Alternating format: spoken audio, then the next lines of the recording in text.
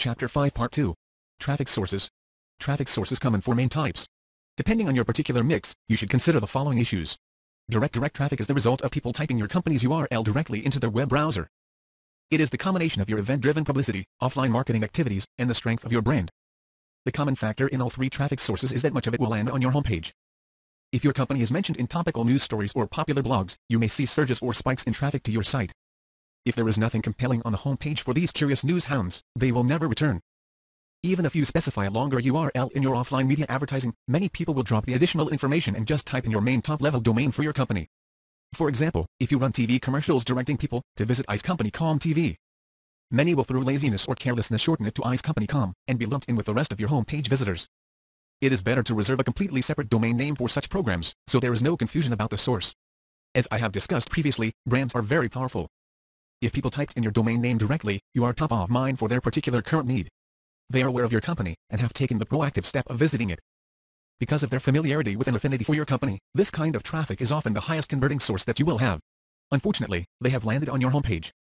If a lot of your traffic is from this source, you should make special efforts to unclutter your homepage, and direct them to desired conversion actions.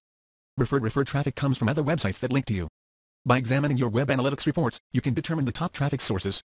Since referred traffic comes from direct links, much of it can land on specific pages deep within your site. Review the specific landing pages to make sure that they function well as a starting point for a visitor and are not a dead end with no relationship to your desired conversion goals. You also need to take the time to visit each major refer link and understand the context in which your site was last seen by the visitor.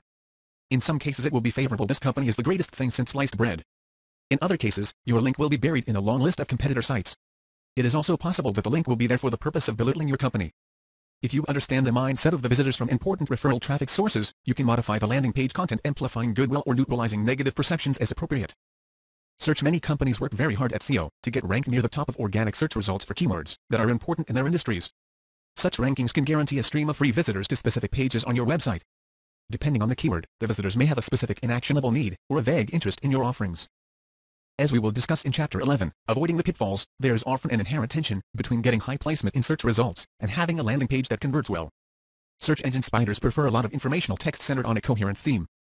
But visitors who land on the page are often looking for something quick to click on, and do not want to wade through a lot of text. Often the most relevant page for a particular keyword is buried deep within your site. It was carefully designed to fit within the hierarchy of company information to serve a particular purpose.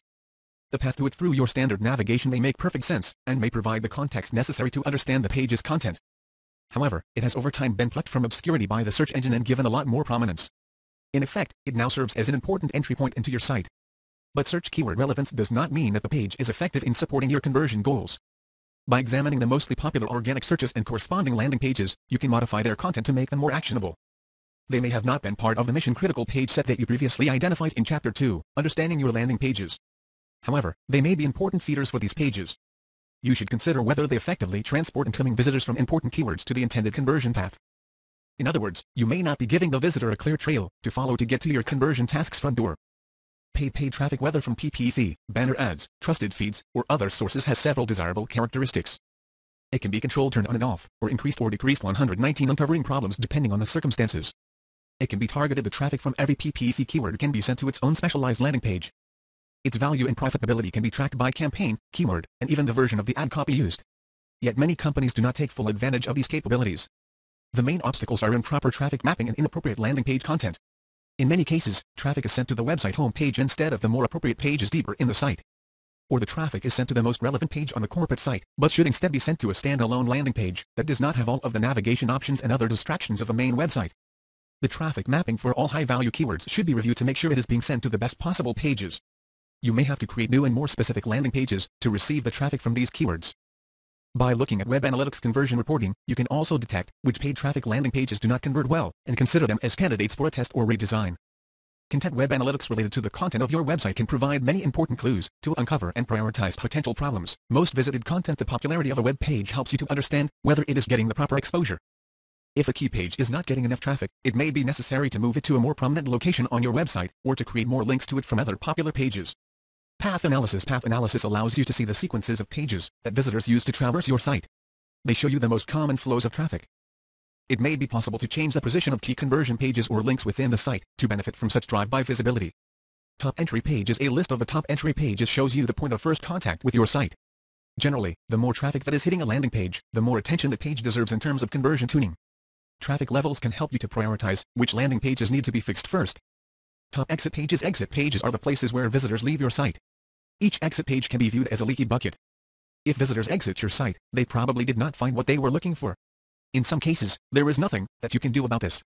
But for many of the visitors who left, you could have probably improved the page to provide more relevant information or better navigation. The total number of exits and the exit percentage of a page can be used to prioritize among problem pages. 120 Chapter 5 Why your site is not perfect. The worst case scenario is a popular entry page that is also a frequent exit page. The bounce rate is the percentage of entry page visitors who leave immediately without visiting any other site content.